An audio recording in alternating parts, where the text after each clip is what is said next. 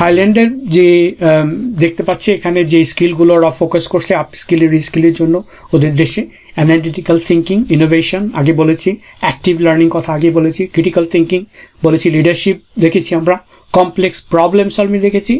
এখানে আমি creativity, originality, ইনিশিয়েটিভের উপর একটা সংক্ষেপে পনেরো দিব। টেকনোলজি ইউজ দেখেছি, টেকনোলজি ডিজাইন দেখেছি, reasoning, problem solving and ideation. So reasoning, problem solving, ideation এই জিনিসটা এখানে একটু নতুন। রিজনিং ইজ লাইক আপনি কোনো একটা প্রবলেম সলভ করার জন্য যে ধরনের রিজন আপনি দিবেন, যেই ধরনের যুক্তি আপনি দিবেন, সেই যুক্তি সুন্দরভাবে দাঁড়া করানো এবং আইডিয়াগুলো আপনার নতুন নতুন ইনোভেটিভ বুদ্ধিগুলো, ইনোভেটিভ আইডিয়াগুলো আপনাকে সুন্দর একটা ফ্রেমওয়ার্কের মধ্যে নিয়ে এসে সুন্দর একটা রিজন দিয়ে দাঁড় করানো।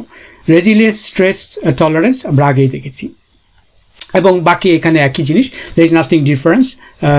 অলওয়েজ আমরা দেখতে পাচ্ছি যে রিস্কিলিং নিডটা সব দেশের ক্ষেত্রে খুবই জরুরি। Less than a month everywhere, এক মাসের কম সময়ের মধ্যেই আমরা দেখতে পাচ্ছি বেশি দরকার।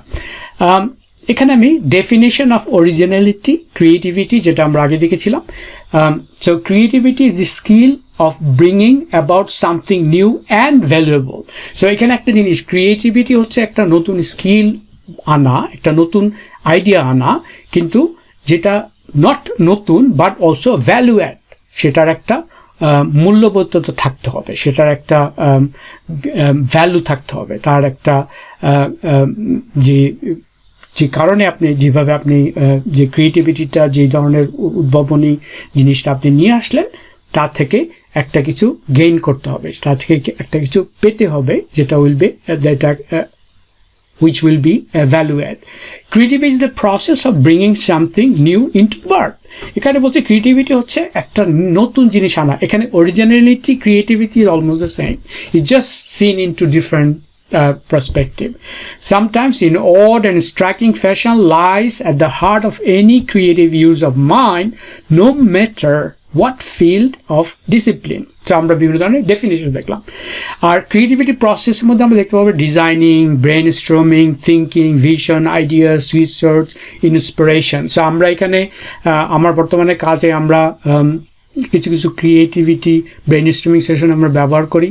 আমরা যে ধরনের ক্রিয়েটিভিটি প্রসেসগুলো এখানে ব্যবহার করি কোনো আইডিয়া তৈরি করার জন্য, এগুলো হয়তো নিয়ে আমরা ভবিষ্যতে দেখতে পারি। But originality and creativity almost the same. So কোনো কিছু মৌলিক থাকা, কোনো কিছু যেটা আগে কেউ কিছু করে নাই, সো মৌলিকতার মধ্যেই আপনার অরিজিনালিটির ডেফিনেশনটা লুকায়িত আছে। ইউনাইটেড আরব আমিরাতস আমরা যদি দেখি, এখানে nothing is new. So active learning is there, leadership is there, analytical thinking there, quality control আছে, complex problem solving, critical thinking and analysis সম্বন্ধে আমি একটু বিস্তারিত বলবো পরবর্তী স্লাইডে। ম্যানেজমেন্ট অফ পার্সোনাল আগেই দেখেছি, ক্রিয়েটিভিটি, অরিজিনালিটি, ইনিশিয়েটিভ আগেই দেখেছি, technology use and then the service orientation, এগুলো আমরা সব আগে দেখেছি। আমরা এখন যেটা দেখবো সেটা হলো ক্রিটিক্যাল থিঙ্কিং এর ব্যাপারে জানবো। সো ক্রিটিক্যাল থিঙ্কিং, এখানে আমি ক্রিটিক্যাল বলতে আগেই আমি বলেছি যে আমি এখানে সমালোচনা করার মতো কিছু বলছি না। এখানে ক্রিটিক্যাল থিঙ্কিং বলতে একটা সংকটপূর্ণ চিন্তা, আপনার একটা চিন্তা করবেন যে চিন্তাটা খুবই গঠনমূলক। ক্রিটিক্যাল থিঙ্কিং এর মধ্যে প্রথমে যেটা আসবে সেটা হচ্ছে অবজারভেশন, আপনি কোনো কিছু পর্যবেক্ষণ করার মধ্যে দিয়ে, the ability to notice and predict opportunity. So আপনি যখন অবজার্ভ করবেন, অবজারভেশনের মধ্য দিয়ে আপনি কোনো একটা জিনিস খুঁজে বের করবেন যেখানে একটা নতুন অপরচুনিটি থাকতে পারে, একটা সুযোগ থাকতে পারে, এবং that opportunity is a solution to a problem.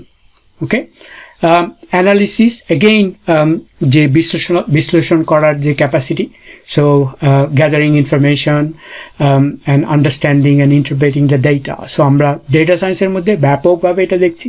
আমরা data acquiring, data parsing, filtering, mining, data representation, refining, এগুলো আমরা অলরেডি বলেছি বেশ কয়েকবার। তারপরে আমরা দেখছি ইনফারেন্স। ইনফারেন্স হচ্ছে একটা অনুমান করা, যে drawing conclusion based on relevant data। আপনি যে ডেটা অ্যানালিসিস করলেন, যেটাকে আমরা বলতে পারি refining and interacting and representation of data. Communication, of course আপনি যখন একটা কিছু ফাইনালাইজ করলেন, ওটা আপনাকে কমিউনিকেট করতে হবে, ওটা আপনাকে জানাতে হবে, এটাকে ভার্বালি জানাতে হবে, রাইটিং করে জানাতে হবে, ভিজুয়ালাইজেশন আমরা যেটা বলেছি ডেটা ভিজুয়ালাইজেশনের ব্যাপারে। প্রবলেম সলভিং হচ্ছে is the process of gathering, আপনি ইনফরমেশন গ্যাদার করা, ইনফরমেশন বিশ্লেষণ করা,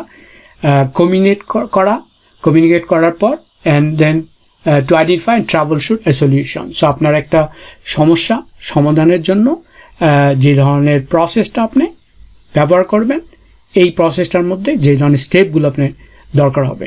so all this together contributes two critical thinking. এখন আপনি ডান দিকে যদি দেখেন, ক্রিটিক্যাল থিঙ্কিংয়ের যে ধরনের স্কিলগুলো, দক্ষতাগুলো ক্রিটিক্যাল থিঙ্কিংয়ের জন্য দরকার হয়, সেটা হচ্ছে প্রবলেম সলভিং, অবশ্যই প্রবলেম সলভ করার ক্ষমতা, ওপেন মাইন্ডনেস, আপনাকে ওপেন মাইন্ড থাকতে হবে, because you need to be very understanding and accepting. আপনার অ্যাকসেপ্টেন্সের একটা টলারেন্স করার মাইন্ডসেট থাকতে হবে। অবশ্যই বিশ্লেষণাত্মক জ্ঞান, কমিউনিকেশন করা, আগে আমি বাদিকে বলেছি কমিউনিকেট করা, এটা জানানোর জন্য, এবং creativity of course that's the core of everything. সব শেষে আমি যেটা বলবো যে emerging and redundant job. So আমরা এখন দেখতে পাচ্ছি যে আমি যেই সমস্ত দেশগুলো দেখালাম আপনাদেরকে, বাংলাদেশের আশেপাশে যে দেশগুলো, তাদের রিস্কিলিং আপস্কিলিংয়ের যে বিষয়গুলো, যেগুলো বড় বড় ইনিশিয়েটিভ আমরা দেখতে পাচ্ছি, তো এখন ওগুলো যদি আমি সামারাইজ করি, আমি দেখতে পাবো যে এমার্জিং যেই উদীয়মান যে জবগুলো, business development professional, software developer, sales representative, robotics engineer, internet of things specialist, data analyst, project manager, of course আমি আগেই বলেছি এগুলো IT project management, power production plant operator and so on so forth. On the other hand যে সমস্ত জবগুলো আমরা দেখবো আস্তে আস্তে ডিসঅ্যাপিয়ার হয়ে যাচ্ছে, অ্যাসেম্বলি অ্যান্ড ফ্যাক্টরি ওয়ার্কারদের জব, রিলেশনশিপ ম্যানেজারদের জব, বিজনেস সার্ভিস অ্যাডমিনিস্ট্রেশন ম্যানেজারদের জব, সেলস রিপ্রেজেন্টেটিভের জব, অ্যাডমিনিস্ট্রেটিভ সেলস এক্সিকিউটিভের জবগুলো, general operations managers, door to door sales worker, data entry clerk যারা রয়েছেন, accounting, accounts and auditors. And then all this together, if you go on the right side, I mean, this summarizes everything I said. So technology use, critical thinking, active learning, leadership, analytical thinking. এটার এখানে বাকি আর কিছু repeat করলাম না, because we went through most of them. Now সবচেয়ে শেষে আমি যেটা বলবো একটি ইমার্জিং জবের কথা, যেটা হচ্ছে গ্রোথ হ্যাকার। গ্রোথ হ্যাকার আমি আগে একটা এপিসোডে আমি দ্য ফিউচার অফ জবসে বলেছিলাম যে এটা একটি ইমার্জিং জব, যেখানে হিউজ রিক্রুটমেন্ট দিন দিন বাড়ছে, এবং যেহেতু এটা বাড়ছে এবং এটা শুরু হয়ে গেছে, আমরা ডেভেলপ কান্ট্রিগুলোতে দেখছি আস্তে আস্তে, আমি শিওর এটা বাংলাদেশ সহ এশিয়ান অন্যান্য দেশগুলোতেও এই গ্রোথ হ্যাকারের জবটার প্রয়োজনীয়তা বাড়বে। সো এটা হলো বিকাশ। এখানে আমরা গ্রোথ বলতে বিকাশ, উন্নতি করা, বৃদ্ধি করা, আপনার বিজনেস ইনক্রিজ করা, বিজনেস অপরচুনিটি। এবং হ্যাকিং, এখানে হ্যাকিং বলতে আমি ঠিক খারাপ কিছু বোঝাচ্ছি না, এখানে আমি বোঝাচ্ছি যেটা যে এরা কোনো কোম্পানির নিজস্ব যে প্রসেসগুলো রয়েছে, বিজনেস ডেভেলপমেন্টের যে প্রসেসগুলো রয়েছে, আপনি বলতে পারেন একটা বিজনেস ডেভেলপমেন্ট ম্যানেজারের job, but this job is particularly based on using digital skills. Okay, so growth hacker হচ্ছে একজন বিজনেস ডেভেলপার, কিন্তু সে ডিজিটাল স্কিলস ব্যবহার করবে, ডেটা মাইনিং ব্যবহার করবে, machine learning, deep learning, and all the latest tool sets and all kind of skills যেগুলো আমি বললাম, এগুলো ব্যবহার করে বিজনেস ডেভেলপ করবে। এবং বিশেষ করে যারা নতুন নতুন এন্টারপ্রাইজ করতে চান, যারা এন্টারপ্রেনার হিসাবে নতুন ডিজিটাল বিজনেস লঞ্চ করতে চান, তাদের ক্ষেত্রে আমরা দেখব যে গ্রোথ হ্যাকারের একটা বিরাট ডিমান্ড তৈরি হচ্ছে। আমরা দেখব যে সিইও সিটিওর চাইতে গ্রোথ হ্যাকারের ডিমান্ড আরও বেড়ে যাচ্ছে। এরা বিভিন্ন ধরনের আইডিয়া তৈরি করবে, ডেটা মাইনিং ইউজ করে আইডিয়াটা প্রসেস করবে, তারপরে ডেটা অ্যানালিসিসের মাধ্যমে তারা আইডিয়াটা ম্যাটেরিয়ালাইজ করবে। তারপরে আমরা দেখতে পাবো যে তাদের যে ডিজিটাল স্কিলগুলো যাগুলো আছে, সেই ডিজিটাল স্কিলের মাধ্যমে আপনাদের নতুন নতুন ক্যাপাবিলিটিস তৈরি করে তারা যে নতুন বিজনেসটা রয়েছে, এই বিজনেসটাকে একটা ই কমার্স বেসড প্ল্যাটফর্মে, শেয়ার ইকোনমি হতে পারে, সাবস্ক্রিপশন বেসড ইকোনমি হতে পারে, যেগুলো আমি আগে বলেছি, যেগুলো এখন মোস্ট প্রফিটেবল বিজনেস টুডে।